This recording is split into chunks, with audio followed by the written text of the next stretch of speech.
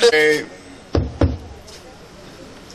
आपले लोकप्रिय उमेदवार आणि जबरदस्त उमेदवार सुभाष फळदेसाई, नेत्रावळीचे सरपंच शशिकांत गावकर, भाजपचे राज्याचे सचिव श्री विनय तेंडुलकर, मगोचे केंद्रीय सदस्य एकनाथ तारी, मंडल अध्यक्ष श्री आनंद नाईक, जिल्हा पंचायत सदस्य नवनाथ नाईक, उपस्थित मंचावरील बंधू आणि भगिनींनो, मी सर्वप्रथम तुमची क्षमा मागतो की सगळी भाषणं कोकणीत झाली. मला कोकणी येत नाही, पण मला कोकणी समजतं. आणि खरं म्हणजे भाषा समजायला मनाची गरज असते.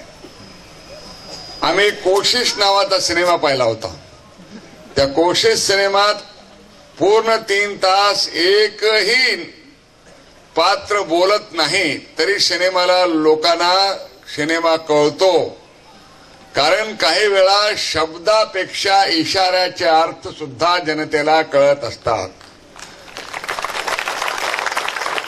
मी मुद्दाम होऊन तुमच्या या मतदारसंघात प्रचाराला आलेलो आहे. कारण या ठिकाणी आलेमाव मंत्र्याचा मुलगा हा राष्ट्रवादीत गेलाय आणि राष्ट्रवादीतून उभा राहिलाय. बरोबर आहे ना? असं काय मनपरिवर्तन झालं की काँग्रेस सोडून तो राष्ट्रवादीत गेला? खरं म्हणजे कोणती अडचण आली तर पक्षाच्या निष्ठा त्याने सोडायला नको होता. त्यांनी काँग्रेसमध्येच राहायला हवं होतं. परंतु हे आलोमाओ पक्षासाठी तिकीट काय काहीही बदलायला तयार होतील अशा प्रकारची परिस्थिती आहे. त्यामुळे त्यांनी पंजा टाकून दिला आणि घड्याळ घेतलं. आता बाप एका पक्षात आहे आणि मुलगा दुसऱ्या पक्षात आहे. खरं म्हणजे जास्त पक्ष असते तर ह्या आलोमावच्या कुटुंबातले मी माहिती घेतली 23 लोक आहेत. 23 तर 23च्या 23 उमेदवार झाले असते. काँग्रेस आणि राष्ट्रवादीने घराणेशाहीला महत्व दिलंय. आलेमावचे 4 लोक उभे आहेत. प्रतापराव राणे उभेत ना, त्यांचा मुलगा विश्वजित राणे उभा आहे. सून नाराज झाली तिकीट दिलं नाही म्हणून. त्यानंतर पांडुरंग मडकईकर उभेत, त्यांचा भाऊ उभा आहे. मग मी म्हणलं मुलाला का दिलं नाही? तो म्हणले अजून 20 वर्षाचा आहे, पुढच्या वर्षी जर निवडणूक आल्या तर तोही उभा राहिला असता.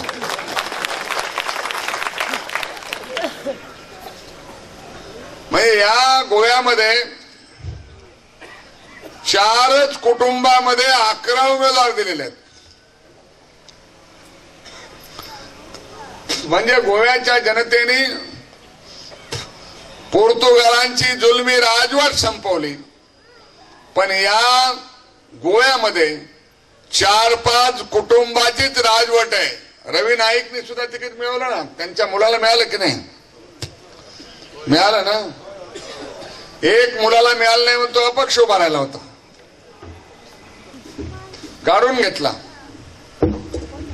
म्हणजे गोवा जणू गुलाम आहे.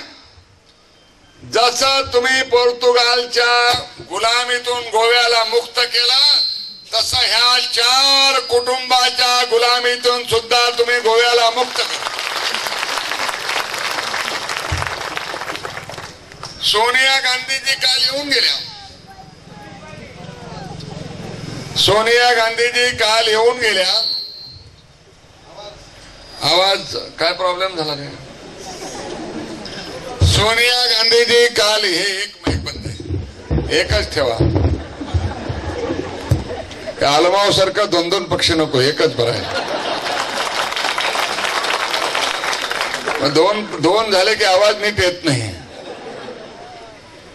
आणि भाजपला तो 2-2 नकोच, कारण भाजपने घराणेशाहीचं एकालाही तिकीट इथं दिलेलं नाही.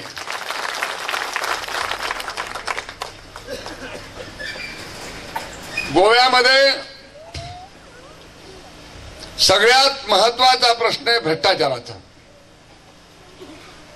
आणि मला कळलं की हा जो भाग आहे इथंच माईन आहेत आणि ह्या माईन मध्ये इलिगल माईन, बेकायदेशीर खाणी चालवण्याचं काम कोण करतं हे काही आता लपवून राहिलेलं नाही आहे. त्यामुळं गोव्याच्या खजान्यात जे पैसे जायला पाहिजे ते गोव्याच्या मंत्र्याच्या घरात जातात. आणि ह्या माईन मध्ये 25,000 कोटीचा भ्रष्टाचार झालेला आहे. यावर केंद्र सरकारने शहा कमिशन नेमलं. शहा कमिशनचा कर्नाटकचा रिपोर्ट प्रसिद्ध झाला, पण गोव्याचा रिपोर्ट अजून प्रसिद्ध झाला नाही. तो NDTV नावाच्या चॅनलनी प्रकाशित केला त्यातला काही भाग. माझा काँग्रेसला सवाल आहे, 3 तारखेला मतदान होण्यापूर्वी गोव्याचा खजिना कोणी लुटला ह्या लुटारूंची नावं गोव्याच्या जनतेला कळलीच पाहिजे.